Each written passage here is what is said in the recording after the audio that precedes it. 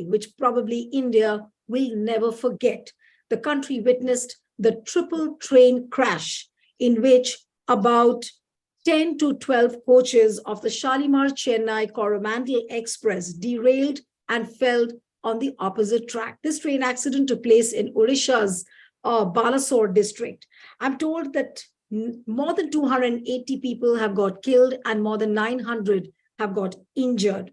Now, in this age and time when we talk about ultra-modern technology and safety measures, couldn't this accident have been averted? This is the biggest question. And who is to be held accountable? And is this not a signaling failure? We try and discuss all this during this panel discussion, and I'm joined by a very special panel, and let me introduce them to you. I'm joined by Mr. Sudhanshu Mani. He's a retired mechanical engineer with about 38 years of experience. He's credited with building India's first modern high-speed Vande Bharat Express. Mr. Mani, it's a pleasure having you on the program today. I'm also joined by Mr. R. Ilangovan, who's the former Railway Union President and who has worked extensively on railway safety. Thank you, Mr. Ilangovan, for joining. And I'm also joined by Sanjay Rana, who's a political commentator and also a BJP supporter. Thank you, Sanjay, for joining. And let me begin with Mr. Mani. So what are your first thoughts? What is the feeling you get when you saw the visuals of the train colliding? It's like a triple train crash. I'm told it's the fourth deadliest train accident which India has seen. Now, has it happened because of the signaling failure which the opposition is hinting at? So you see, I'm not privy to the exact information about the accident. I was first basing my observation based on what I read from news reports and maybe talking to some people. Some more information has come to me now. Earlier, so I would say there are two versions. First version was that this Bangalore Yashwantpur Kolkata train was going at a wayside station in Odisha jurisdiction, Southeastern Railway. It derailed in the station area. Coromandel Express was coming from the other side at very high speed. It collided. As it collided, coaches scattered and also collided with a goods train which was standing there. And the whole, scatter of coaches became a big mangled and capsized mess, as you can see from visuals. Now, this version, if it's true, which it does not appear to be, would not have show any signaling failure. It's a case of a derailment as the primary cause of the first train. Now, the first train, whether it was the Yashwantpur-Howrah train or the Coromandel, I'm not very privy to that information clearly. But it was a case of a derailment. Right. A simple derailment, LHP coach would not have capsized. The coupling is so designed, it would stand its ground. There would be some 1 minute, I have an interview. There would be some injuries, but not fatalities. Coupled with the circumstances of another train coming at high speed made it worse, and another goods train standing on the loop. This is what I knew till some time back. When recently I've been informed by certain sources that no, it is a case of the Coromandel Express entering a loop line, although it was to go to main line, entering a loop line and colliding with a stationary goods train. On collision at that high speed, train coaches derailed and scattered all over, infringed the other line, and within seconds another train, that is the Yashwantpur-Howrah train, came and collided, and some more coaches got derailed and capsized. If it is the second version, then it looks like a serious interlocking failure. It could be human error coupled with some other failures, as to permit another train to come on an occupied line is something which would not happen unless there is a serious human failure, or there could be a serious equipment failure also. But this is not something which is a very, very rare phenomenon. I would say that we have to wait for the inquiry report or more details forthcoming from railways before making a judgment. Right. By and large, in the second version, if there is a signal which has been violated by Coromandel, it's possible because it has gone in an occupied line. then of course it's a human failure of perhaps the station staff and drivers as well. Based on first version, I was saying that it does not appear to be any fault of the loco pilot. And the primary reason was only the derailment, which could be a coach defect, track defect, even sabotage, and so many things. So Okay. these are all conjectures at this time. Right. So you're saying that these are all conjectures and it's too early to come to any kind of judgment. Mr. Ilangovan, I will come to you now. Well, what do you feel is the cause of this accident? Of course, the derailment has happened. What I'm told is that Shalimar-Chennai Coromandel Express, about 10 to 12 coaches of this particular train, it fell on the opposite track, and subsequently the other train, which is the Bengaluru-Howrah Superfast, that subsequently collided with another goods train. Now, 3 trains colliding on 1 or 2 adjacent tracks. Would you not say that this is some kind of a signaling failure or a human failure for which the heads should roll right now?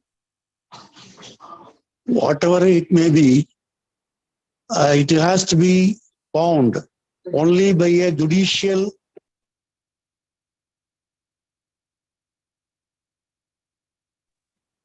conduct the inquiry, to which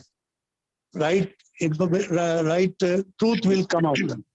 Now there are 2 versions, as Mr. Mani put it. The second version is, first version was first told. Now the second version is coming up. According to second version, the first train came was the Yeshwantpur-Howrah. Second train, the Coromandel Express, came later, all within 2 or 5 minutes. But it came in the loop line. The point, though the signal was for upline, the main line, the train took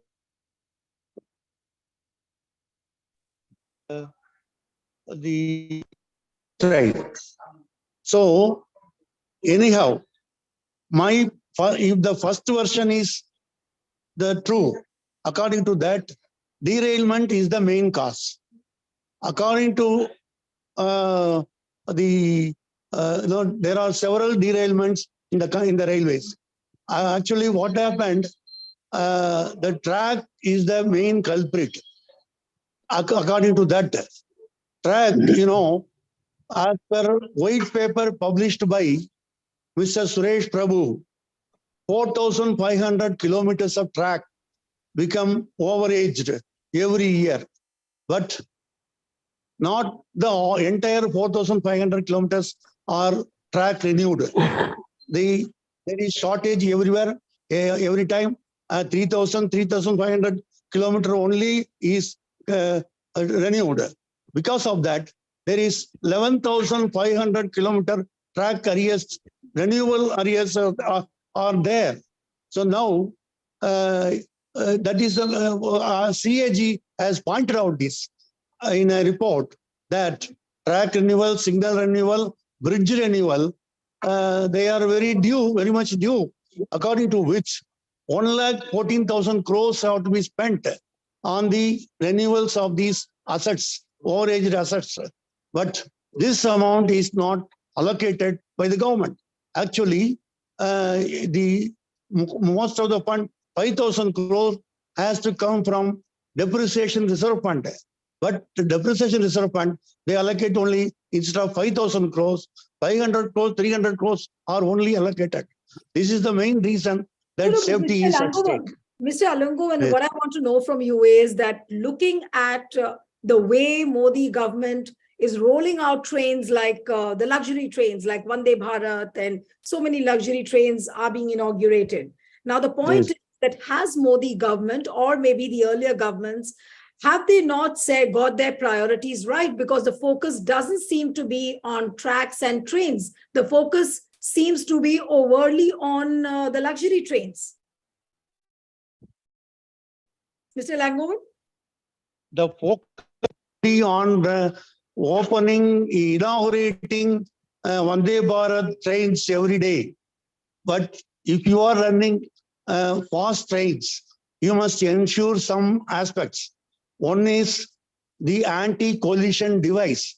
If you are running a speed train, you must have anti-collision the device. If the anti-collision device was there in this 2 kilometers before, it can understand, the driver can understand that there is an obstruction in the route, though he can stop the train. The anti-collision device is not spent, the money is not spent on anti-collision device. And track renewal, they are not spending. Safety fund, they are not spending much. So the government, another thing, the Vande Bharat is running only at an average speed of 85 kilometers, not 130 kilometers. All the 18 trains you can see, they are running only at 85 kilometers per hour or 90 kilometers per hour. So this, if you want to run the speed trains, high-speed trains, you must ensure something. There must be road over bridge, road under bridge.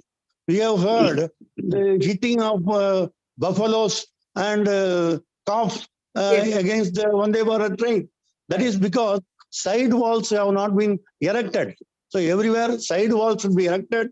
Road over bridge and road under bridges should be constructed. Removing level crossing gates and anti-collision device should be installed, and track renewal should be done. It should be updated. Latest, every year it should be brought to current level. Right. Then that is not done. So this is the main reason I expected someday some derailment may happen and it may cause heavy accident. That has occurred now. But So Mr. I am- Ilhan, you have worked extensively on railway safety. I want to know from you that whom would you hold accountable really for this accident? Some station Government. master apparently will be suspended at the end of the day, but who's to be held responsible for this accident?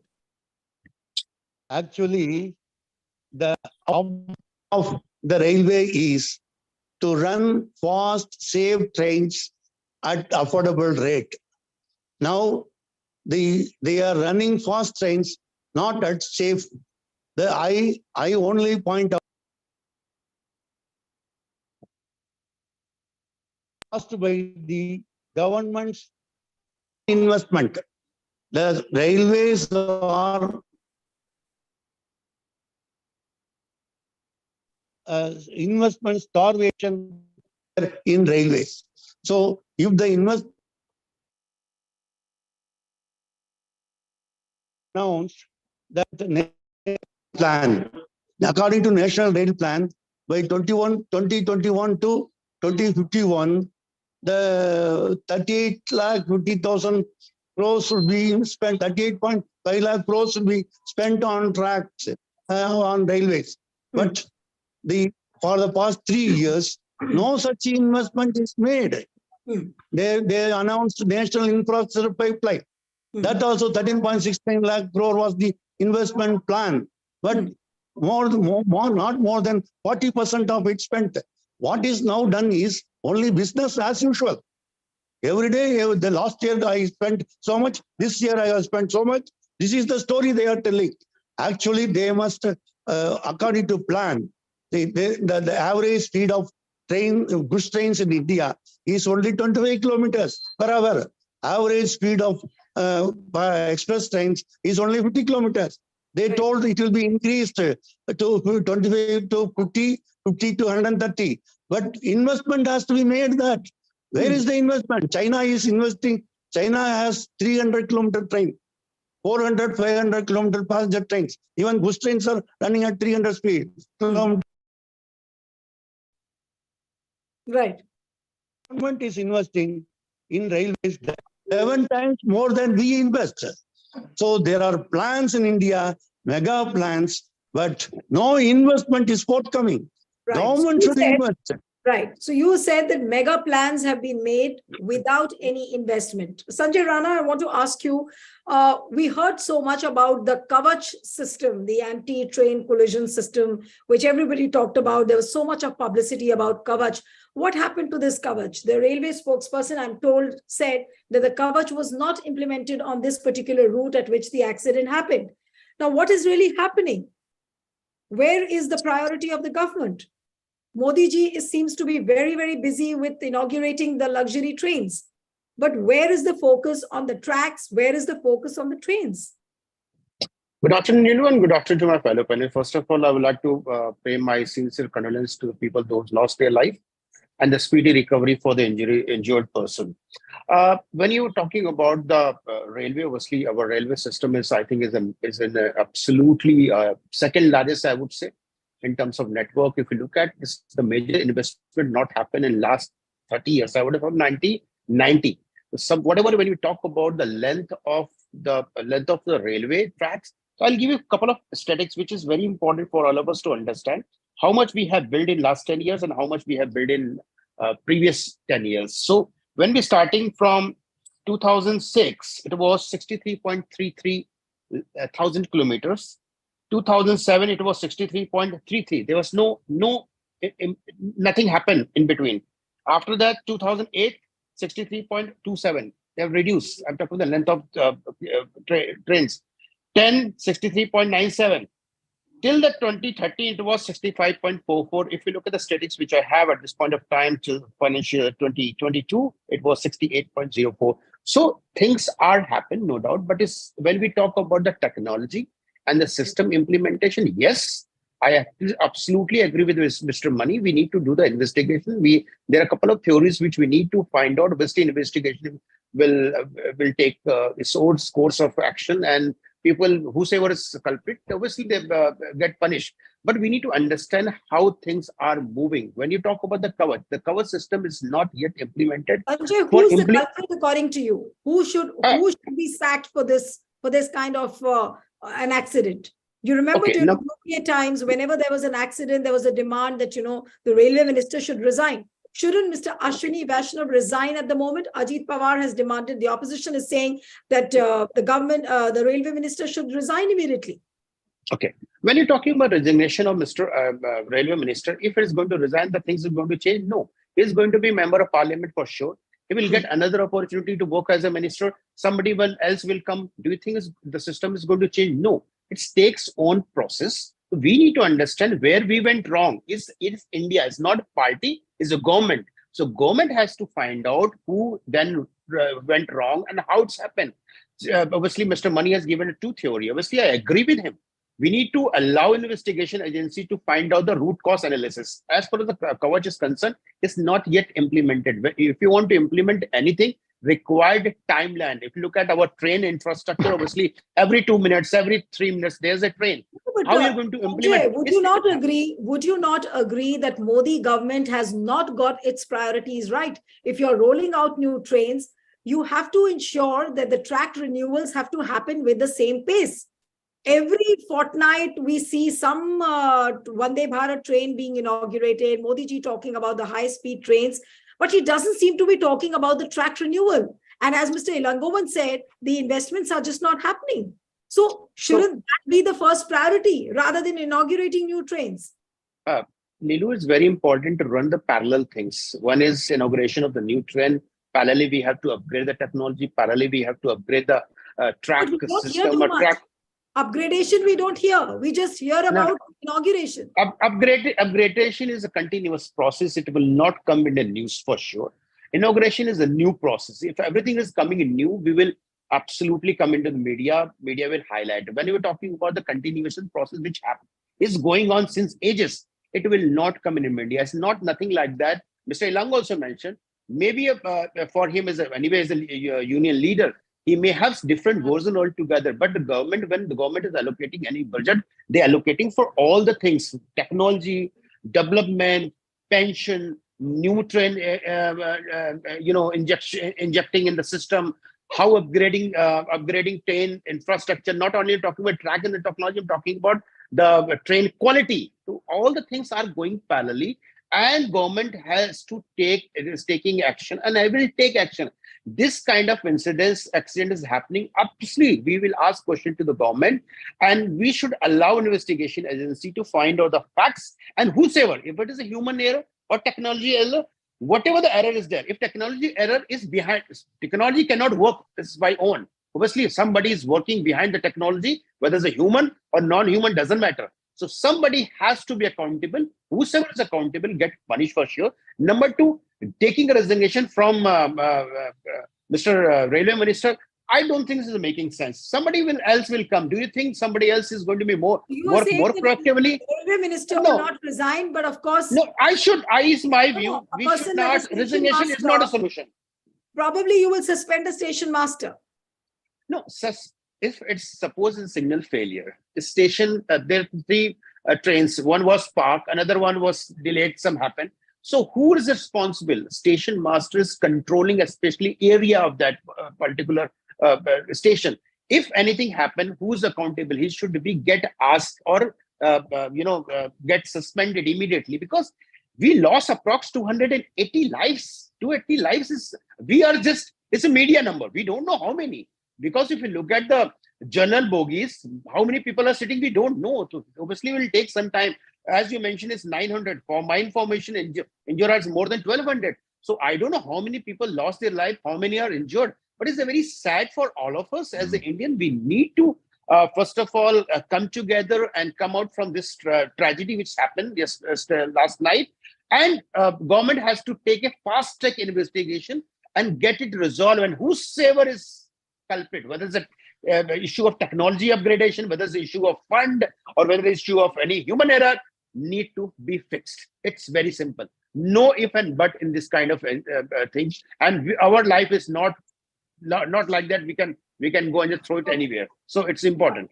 Okay, Mr. Mani, I really want to know from you that what are the gaping areas when you look at this accident? What are those questions which one would really raise? Say, for example, when the Coromandel Express was moving on the track, all of a sudden the derailment happens, the coaches fall on the opposite track, and subsequently the other two trains also collide with each other. Now, whom are you really going to hold responsible? The station master, the driver, the loco pilot? Whom would you really say? I mean, what are the serious questions emerging from this accident? Yes, sir. No. Let's put the things in perspective first. When we don't know the real cause, let's not have a pointed discussion of that type, because we don't even know what has happened. But let's go ahead of whataboutery here. These are facts. The railway safety, the perception may be that it has not improved. The fact is, the number of accidents has steadily come down. You can check these facts. Number of fatalities have also come down. Unfortunately, this is such a huge accident that one accident, one aberration alone is going to make this year look really bad in terms of fatalities. And why has the improvement taken place? It's not by some good luck or fortune. You see, level crossings cause 30 to 40% of accidents. Do you hear of them anymore? No, because unmanned level crossings have been practically eliminated. Either they have been manned or there is a great separation between the track and the road. Number two, huge investment and attention has gone into track maintenance. The track maintenance is not a matter of investment alone. It's also a matter of affording the time for maintenance, what is called a block. Because the tracks are saturated, most of our tracks are really saturated, carrying more traffic than they should because of the pressure of demand of both freight and passenger. This has improved, and that's why the number has come down. Kavach is the future. Here I agree. Introduction of Kavach should be at a much faster pace than it has been done so far, and more focus is needed on Kavach. Track improvement, yes. Upgradation to exploit the capability of the trains. I'm not talking of safety here. Trains are not running at the required speed. Vande Bharat, instead of 160, runs at 130 or lower. More attention is required on track upgradation. More attention is required on Kavach. And whatever other, reasons which are thrown out in the inquiry, you would need more focus on it. More attention on train and more attention on track itself. These are mutually exclusive. Trains have visibility, so yes, politicians like them. People also like them. Trains are fully occupied. They are earning money for railways. That money can be used to improve the services for common man, because common man does not travel very comfortably today. So yes, while the focus on new trains is fine, More focus is required on upgradation of track, implementation of govt, other things needed with infrastructure to improve safety as well as faster movement of trains. So somebody talked of average speeds. Yes, we have to improve it. So this is what I would say to your specific question. Let us not jump the gun. You see, in the second possibility, the railway system would not allow a train to go on an occupied track unless there is a signal violation. Number one. Number two, when a track is occupied, the route behind it is reversed to another direction. The train is not permitted to come on that. So if it has not been done, which is done automatically, at times manually, if it has not been done, it points to a failure of a station staff. If a signal has been violated, it points to the failure of a driving staff. Now, all these things have to be seen before we make a judgment of this. As to the larger question, see, circumstances were such that it has caused a huge fatality. Nobody is defending it. It is unfortunate. Whether there is a larger management failure, you see, the last big accident was Gaisal 28 years back. And there was a strong managerial failure. It was a human failure at ground level. And this was the poor practice of running trains on the same track was going on for a long time. So it was a managerial failure and some managers were also pulled up. In this case, if it indicates a larger managerial failure, then yes, those managers and right up to the top have to be accounted for. But let's not jump the gun right. Okay, so you're saying let's not jump the gun, but Mr. Ilangovan, according to you, the first glimpse of voting, of course, the inquiry has been ordered, investigation will take place. Prime Minister Narendra Modi is also reaching the accident spot, I'm told, anytime in the second half of the day. But Mr. Ilangovan, according to you, does it look like a mix of a managerial failure plus the ground failure? Would you want to jump the gun as Mr. Mani saying that do not? But what would you really like to say? Is the government not going to be held responsible? Is the railway ministry not going to be held responsible over the deficiencies which are cropping up in the system, the pace which has not gathered? Mr. Ilangovan, can you hear me? Yes. Yes. Yes. The railway ministry and the government of India is first responsible people.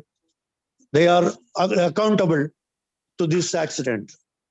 Second, the judicial inquiry should be conducted, not the Chief Railway Safety Commissioner. It should be held by the Judicial Commission.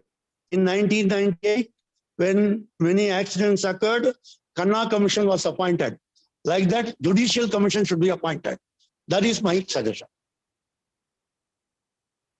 So you are saying that nothing less than a judicial inquiry can really help the cause. But Mr. Sanjay Rana, will the government institute a judicial inquiry, or you're going to wait for the Railways Commissioner to conduct the inquiry and then come out with a report? Why not a judicial inquiry?